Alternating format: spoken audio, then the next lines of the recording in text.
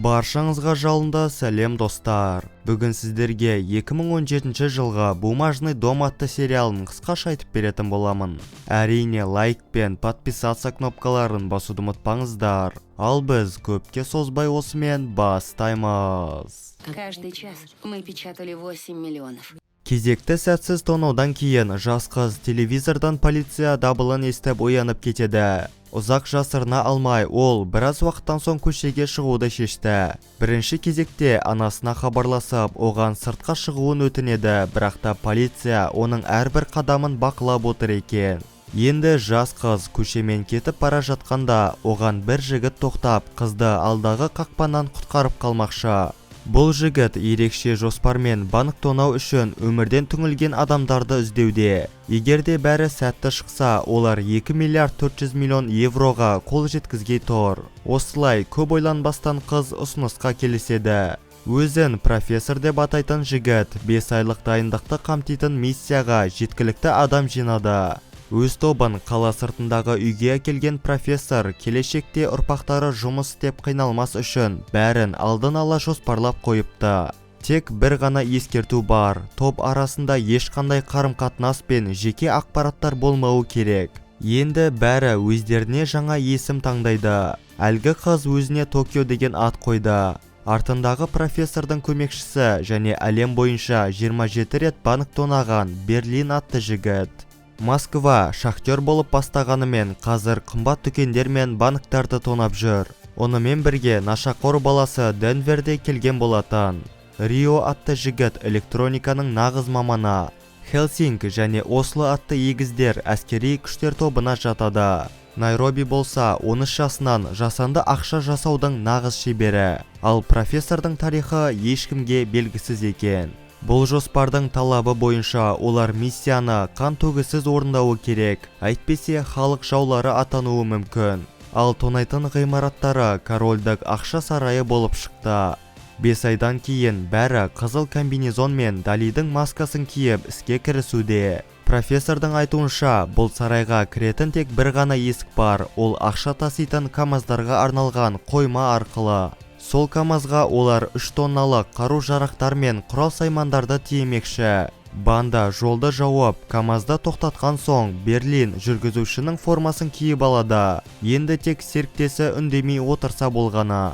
Осы кезде ғимаратқа балалар толы мектеп автобусы келеді. Ал олардың мақсаты сол балалардың ішінен құлыншақ қызды табуы керек. Берлин полиция көлігімен бірге ішке сәтті өтеді. Ал оқушылар болса экскурсияға дайындалуда. Берлин КамАЗбен ғимаратқа кірмекші, ал Рио болса дабыл техникасын істен шығаруда. КамАЗға жүк көтергіш келген сәтте ақша орамдарынан банда мүшелері атып шығып, персоналды тұтқынға алады.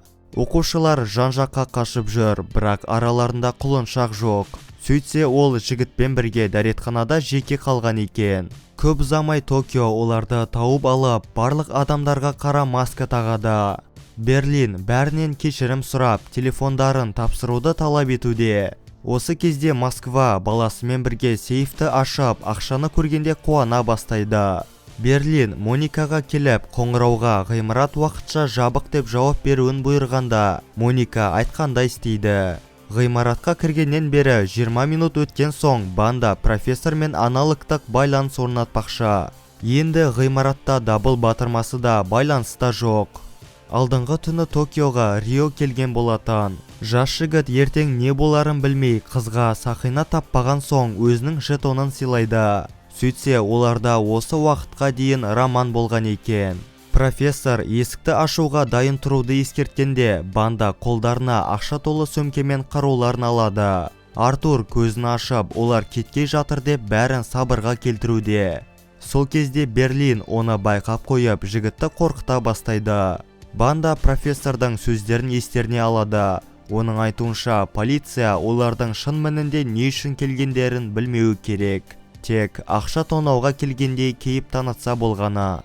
Уақыты келгенде далаға ақша толы сөмкені қойып, жерге бірнеше рет атқан соң қайта ішке кірулері тиіс. Бірақ профессор егер полиция оқ жаудырса не істеу керектігін айтпаған болатын. Бір кезде Рио жарақат алғанда Токио полицияға оқ жаудыруды шешті. Токио оны ішке кіргізгенше қалғандары оны қорғап тұр. Енді профессордың жоспары бұзылып, бәрі Токионы кінәлай бастайды. Берлин бәріне аналогтық байланысқа шығуды бұйырады. Профессор Токиодан Рио мен қарым-қатынасы жайлы сұрағанда, Токио оны жоққа шығарып, жай серіктесімді қорғадым дейді. Ракель атты детектив келіп, бәр мән-жайды естиді. Жақсы жаңалық тек біреу ғана, полициялар аман қалыпты. Ғимаратта өкінішке орай ешқандай байланыс жоқ. Берлин құлыншақты топтан алып, кабинетте ұстауды тапсырды.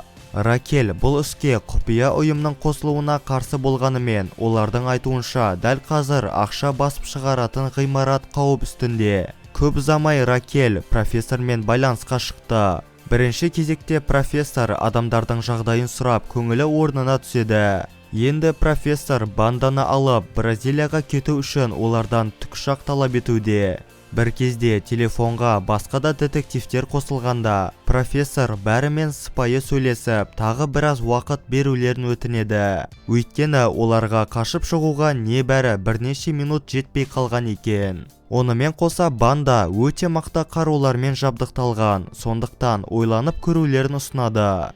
Ракельдің ойынша оларды тығырыққа тіреу үшін тікұшақпен ғимаратты қоршау керек. Бірақ полковник әдейі оның ашуына тиіп, арнайы топпен ішке басып кірмекші. Ракель болса бұл ұсынысқа келісетін емес. Рио кабинетте құлыншаққа қызыл комбинезон кигізеді, ал ғимарат тікұшақтармен толықтай қоршауда. Профессордың үйінде миссия басталмас бұрын бәрі ақшамен не істейтіндерін айтады. Токио өз ақшасына арал сатып алмақшы екен. Профессордың айтуынша, сонда да арттарында көптеген ақша қалады, сондықтан ауқымды жоспарлаған дұрыс. Қазір Берлин адамдарға масканы шешкізіп, бәріне тамақ пен су бермекші. Бірақ оларда банда секілді қызыл комбинезон киіп, қолдарына жасанды қару алатын болды. Бастықтың айтуынша, полиция ешқандай байланыс толқынын байқамаған екен. Ракель олардың профессормен қалай сөйлесіп жүргендерін түсінер емес. Сыртқа шықса спецназдар ғимаратқа басып кіруге дайын тұр. Ракель шабуылды тоқтатпақшы, бірақ полковниктің айтуынша жоғарыдан осындай бұйрық келіпті. Өйткені дәл қазір іште Элисон Паркер атты Ұлыбритания елшісінің қызы бар. Профессор топқа қыздың суретін көрсетіп, әскерлер шабуылдайтынын ескерткен екен. Бір кезде спецназдарға бұйрық келгенде, профессор оларға дайын тұруды ескертеді. Әрбір есікке келіп, оларда қарулы күштердің кіргенін күтіп тұр. Бір кезде есікті спецназдар құрылғымен тесіп, камерамен іште не болып жатқанын көрмекші. Осы кезде Элисон Паркер тікелей эфирде іштегі жағдайды айтып, шабуылды тоқтатуды өтінеді, өйткені дәл қазір форма кигендер арасында тұтқындар да бар. Ал полиция болса, кімнің кім екенін ажырата қоймас. Ракель бейнежазбаны көріп, басқа да жазықсыз адамдар зардап шегетінін түсінеді. Осылай шабуыл сол жерде тоқтатылды. Найроби тұтқындарға келіп, керекті адамдардың есімін атайды. Барлық мамандар өз орындарына отырып, бұйрық бойынша ақша жасайтын құрылғыны іске қосады. Аппарат 24 сағат бойы істеп тұруы тиіс. Кафеде Ракель үйіне қоңырау шалмақшы, бірақ та телефоны сөніп қалған екен. Сонда қасындағы көзілдірік таққан жігіт оған өз телефонын ұсынады. Ракель комиссарға қоңырау шалып, егер бұл іс ақыры спецназға тапсырылса, өзі жұмыстан кетуді шешіпті. Осылай телефонды есіне қайтарып, ештеңе білместен кетіп қалады. Жаңалықтар әр сағат сайын жүргізілуде. Ал полиция болса, банданы қалай ұстайтындарын әлі білмейді. Аппарат тоқтаусыз жұмыс істеп, 8 сағатта банда 52 миллион евро басып шығарды. Бірақ та бұл нағыз қызықтың тек басы ғана. Көп замай махаббаттың кесірінен олар миссияны толықтай құртып ала жаздайды. Осылай «Бумажный дом» атты сериалының алғашқы 2 сериясы аяқталады. Достар, видеоны соңына дейін көргендеріңізге үлкен рахмет, және де лайк пен подписаться кнопкаларын басуды ұмытпаңыздар. Ал ендеше келесі видеода жүздескенше сау болыңыздар.